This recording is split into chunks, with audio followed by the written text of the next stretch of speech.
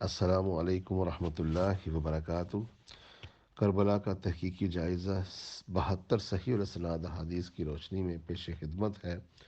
حدیث نمبر 64 مسند احمد کی حدیث میں ہے، سیدنا ابو عبداللہ تابعی رحمہ اللہ کے بیٹے سیدنا عبداللہ بن نجمی رحمہ اللہ اپنے والد سے بیان کرتے ہیں کہ جو سیدنا علی ابن ابی طالب کے لیے سفر میں سامان طہارت کا بندوبست کرتے تھے۔ سیدنا علی کے ساتھ سفر میں تھے۔ جب آپ رضی اللہ تعالیٰ عنہ صفین کو جاتے ہوئے مقام نینوا کے برابر پہنچے تو آپ نے بلند آواز میں کہا، اصبر یا ابو عبداللہ بشرط الفرات، اصبر یا ابو عبداللہ بشرط الفرات۔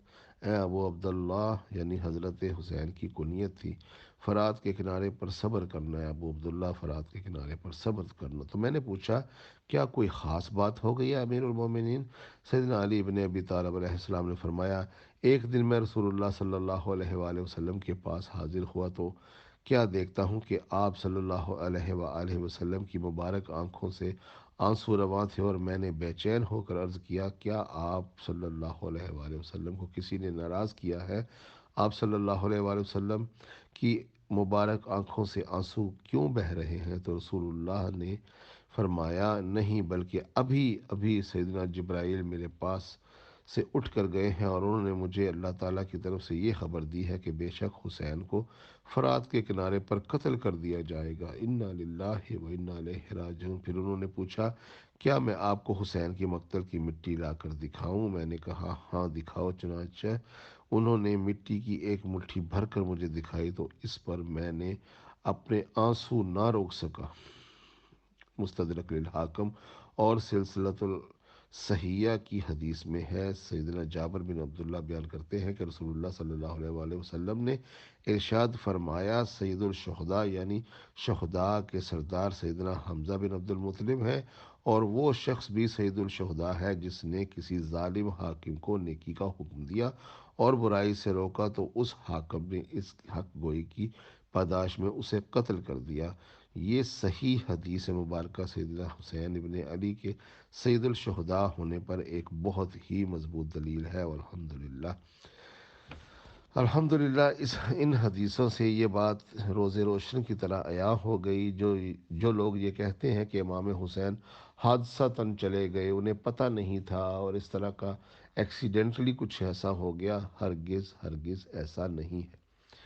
مسند احمد میں بھی حدیث آ گئی، مستدرک للحاکم میں بھی، اور سلسلۃ الحدیث صحیحہ میں بھی یہ باتیں آ گئیں صحیح اسناد کے ساتھ۔ اس پر شیخ زبیر علی زئی اور اس پر سلسلۃ الحدیث صحیحہ میں امام حاکم، شیخ البانی، سب نے ان حدیث کے اوپر، اس کی اسناد کے اوپر صحیح کی مہر لگائی کہ نبی علیہ الصلوۃ والسلام ایک دن اپنے حجرہ مبارک میں رو رہے تھے اور آنسو جو تھے وہ مسلسل گر رہے تھے، تو حضرت علی نے پریشان ہو کر پوچھا کہ آپ کو کسی نے غم نہ کیا؟ آپ نے فرمایا، ابھی جبرائیل میرے پاس سے اٹھ کر گئے ہیں اور فرمایا کہ فرات کے کنارے پر آپ کے اس بیٹے کو شہید کر دیا جائے گا۔ اللہ کا نبی جس کی شہادت سے پہلے روتے پائے گئے، اللہ کے نبی جس کی بچپن میں 5 سال کی عمر میں یہ خبر دیں، حضرت فاطمہ حضرت علی اس کی پرورش کرتے ہوئے اس کو یہ تربیت دیں، اور پھر اس کی 25 سال کی عمر میں وہ کڑیل جوان ہو تو حضرت علی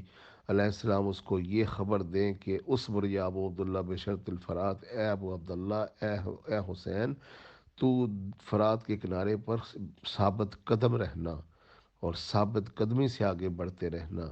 جس کو جوانی میں یہ نصیحتیں ہوں کہ یہاں اس کا قتل ہوگا، جس کو بچپن میں اللہ کے نبی یہ خبر دیں، جس کی ماں، جس کے باپ اس کو اسی کام کے لیے سینچے، یہ نواسب کہتے ہیں کہ انہیں خبر نہ تھی، وہ واپس جانا چاہتے تھے، وہ بیعت کرنا چاہتے تھے۔ وَلِیَعُوذُ بِاللَّہ، استغفر اللہ، ان لوگوں نے یہ احادیث نہیں پڑھی۔ میں ان اہل الحدیثوں سے گزارش کرتا ہوں کہ یہ احادیث تم لوگوں نے اپنے ممبروں پر کبھی بیان کیوں نہیں کی؟ کیا ان کی اسناد میں کوئی سقم ہے، کوئی ضعف پایا جاتا ہے؟ صحیح الاسناد احادیث موجود ہیں، محدثین، محققین، مورخین کی اس کے اوپر صحیح کے احکامات ہیں، اور اس کے باوجود یہ احادیث صرف اس لیے نہیں بتاتے کہ کربلا کی کہانی کو گول کر دینا چاہتے ہیں اور یزید کو جو ہے رضی اللہ کا مصداق ٹھہرا کر جنت میں گھسیڑنا چاہتے ہیں۔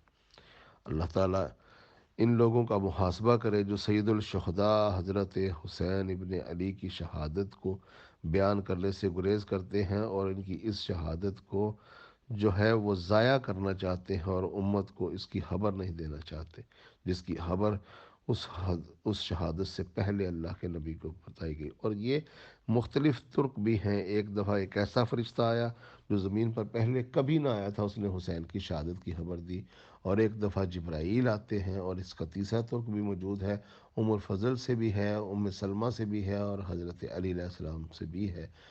ان احادیث کی روشنی میں یہ بات 100% واضح ہے کہ کربلا ایک اللہ تعالیٰ کا سوچا سمجھا پلان تھا، جو کہ اللہ رب العزت نے اپنے نبی کو بھی اس کی بشارت فرمائی، اور نبی نے مختلف صحابہ اور صحابیات کو فرمایا، حسین کو بتایا، علی کو بتایا، اور اس خاندان نے اسی مقصد کے لیے اس سپوت کو سینچا اور اللہ کے راستے میں قربان کیا۔ اللہ تعالیٰ حسین کے درجے بلند سے بلند فرمائے، اور وہ بلند فرما چکا الحمدللہ، اور ہمیں بھی حسینی بنائے جس طرح حضور رسول اللہ نے خود کو حسینی فرمایا۔